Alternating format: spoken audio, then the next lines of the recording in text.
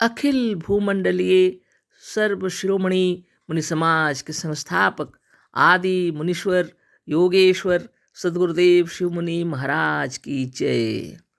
उपस्थित मुनि वृंद, साधु सज्जन वृंद, संत वृंद, साधक वृंद, आध्यात्म ज्ञान के जिज्ञासु और प्रेमियों, सभी श्रोता वृंद, आप सबको मेरा कोटिशः नमन, सप्रेम जय जीव। तो आध्यात्मिक चर्चा चल रही है और हम लोग सदगुरुदेव शिव मुनि महाराज रचित ग्रंथ निरोग होने का अद्भुत उपाय पर चर्चा कर रहे हैं। अध्याय 14 पर चर्चा हो रही है और उसका शीर्षक दिए हैं गुरुदेव, चिकित्सा से रोग में वृद्धि। और पहले चर्चा हो आज आगे पढ़ेंगे इसी को। थोड़ा सा पढ़े थे कल, उसी को पढ़ लेते हैं और फिर बात करेंगे।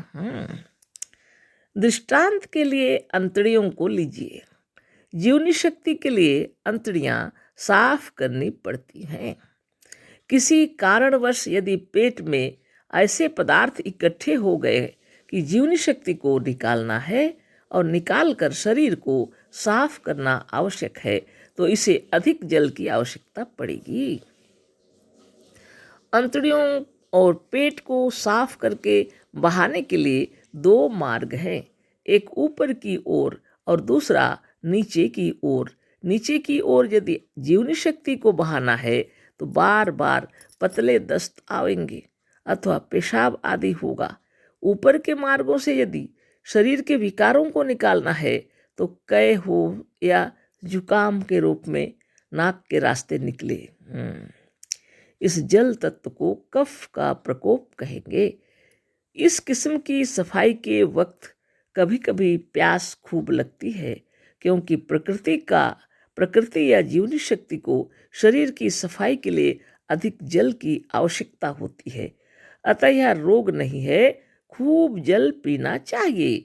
जितनी प्यास हो अवश्य पीना चाहिए, पर अज्ञानवश लोग सफाई के इस प्रबंध को रोग समझ लेते हैं और वैद्य, डॉक्टर तथा हकीम लोग अनेक औषधियों को देकर इसके कार्य को रोक देते हैं और पानी पीने के लिए भी मना करते हैं। मतलब यह है कि जो रोग नहीं है, जो हमारे कल्याण के लिए था, उसी को रोग समझकर हम जीवनी शक्ति के कार्यों को रोक देते हैं। अधिक पानी पीना बंद कर देने से भी शरीर के कूड़ा करकट जहाँ के तहाँ रह जाते हैं और निकलने के लिए दूसरे मार्गों को बनाने में लग जाते हैं। कूड़ा करकट और मैल के रह जाने से जीवनी शक्ति दूसरा नया मार्ग बनाने लगती है, तो शरीर में विशेष कष्ट और पीड़ा होती है। तो बहुत बड़ी बात है ना। हम लोग को सदगुरुदेव समझाए कि कफ पित्त और वात कोई बीमारी नहीं है, तो उसको बड़े बड़े तत्ववेता वेदाचार्य भी कहते हैं कफ पित्त और वात कोई बीमारी नहीं है, लेकिन उसका घटना और बढ़ना वो बीमारी है। लेकिन सदगुरुदेव कहते हैं जीवनी शक्ति हमारे शरीर के अंदर कार्य करते रहती है, तो इसका घटना और बढ़ना तो स्वाभाविक है। उदाहरण दिए हैं गुरुदेव, जैसे घर को धोने के लिए समय समय पर अधिक जल की आवश्यकता होती है, उसी तरह से शरीर को समय समय पर साफ करने के लिए जल की अधिकता हो जाती है।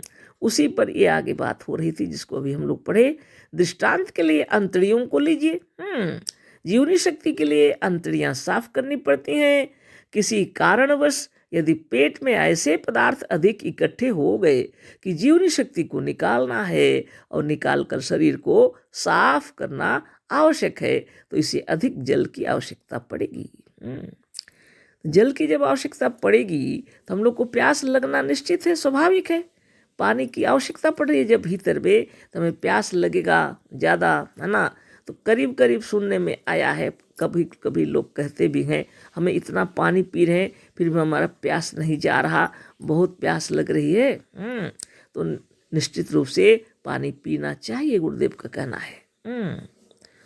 लेकिन गड़बड़ियाँ कब हो जाती हैं उसको आगे दे रहे हैं। देखिए, अंतड़ियों और पेट को साफ करके बहाने के लिए 2 मार्ग हैं।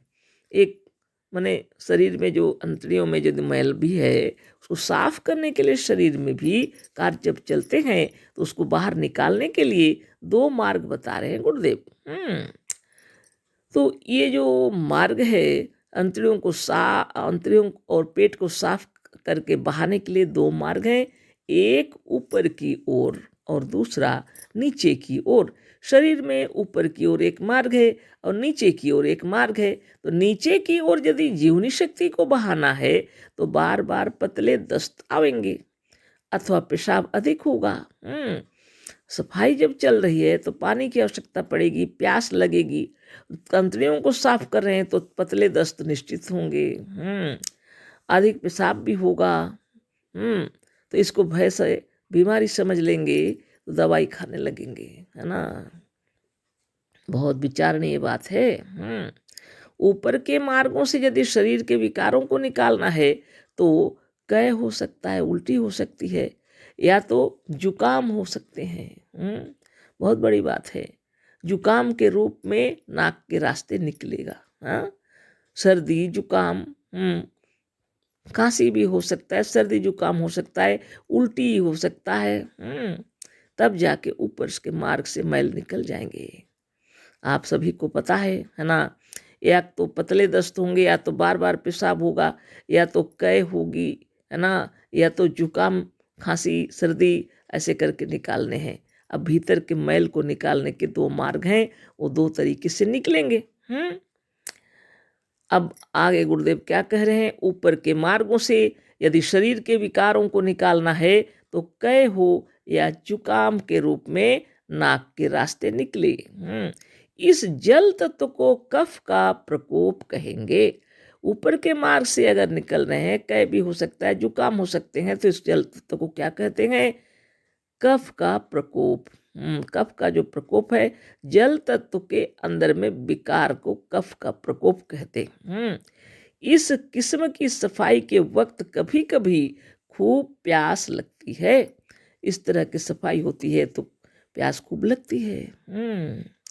क्योंकि प्रकृति या जीवनी शक्ति को शरीर की सफाई के लिए अधिक जल की आवश्यकता होती है। इस प्रकृति जो आत्मदेव ने बनाए हैं शरीर के अंदर अपना स्वभाव को, है ना, तो रोम रोम के अंदर में जब जैसी आवश्यकता पड़ती है वो ब्रेन में चला जाता है, विचारों के अंदर। और जब पानी की आवश्यकता है तो प्यास लगेगी। तो क्योंकि प्रकृति या जीवनी शक्ति को शरीर की सफाई के लिए अधिक जल की आवश्यकता होती है तो खूब प्यास लगती है। अतः यह रोग नहीं है, खूब जल पीना चाहिए। उसको रोग समझ लेते हैं और लोग जल नहीं पीते। तो जल पीना चाहिए, गुरुदेव कह रहे हैं जितनी प्यास हो अवश्य पीना चाहिए।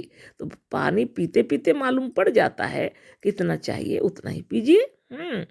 पर अज्ञानवश लोग सफाई के इस प्रबंध को रोग समझ लेते हैं और वैद्य डॉक्टर तथा हकीम लोग अनेक औषधियों को देकर इसके कार्य को रोक देते हैं और पानी पीने के लिए भी मना करते हैं।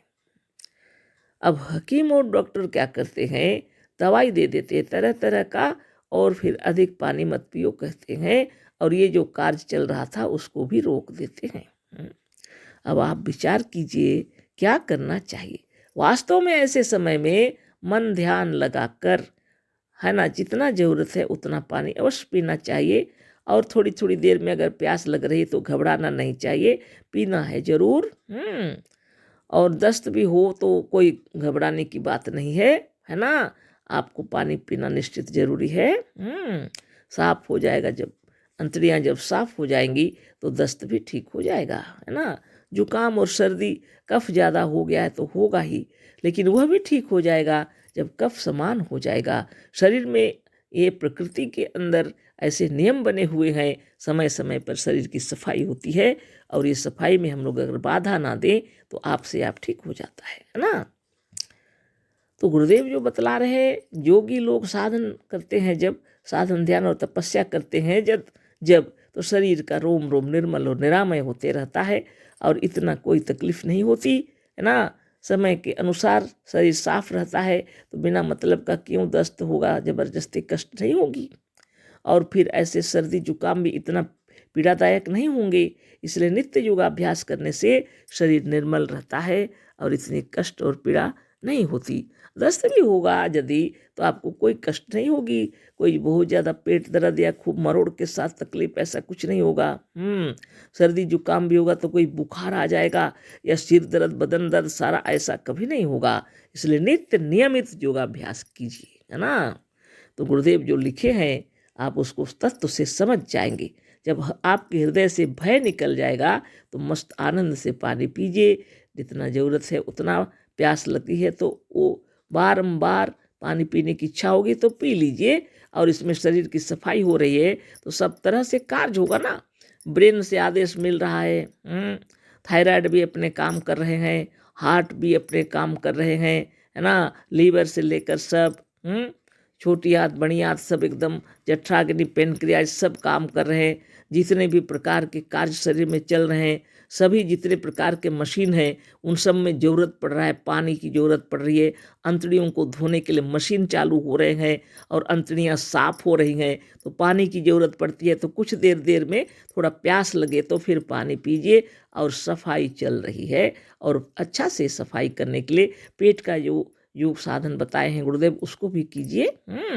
शरीर साफ हो जाएगा, स्वस्थ और निर्मल हो जाएगा, है ना। अपने तो सभी प्रकार के साधन मालूम है, हार्ट का भी साधन मालूम है वो भी कर लीजिए, ब्रेन का भी साधन मालूम है वो भी कर लीजिए। तो नियमित योगाभ्यास कीजिए और नित्य निरोग रहिए। कल से फिर चर्चा होगी इसी विषय पर, पूरा नहीं होगा अभी तो, यही ए पैराग्राफ ही पूरा नहीं हुआ है ना। अशेष धन्यवाद, कोटि सह नमन। सदगुरुदेव शिव मुनि महाराज की जय। सप्रेम जय जीव।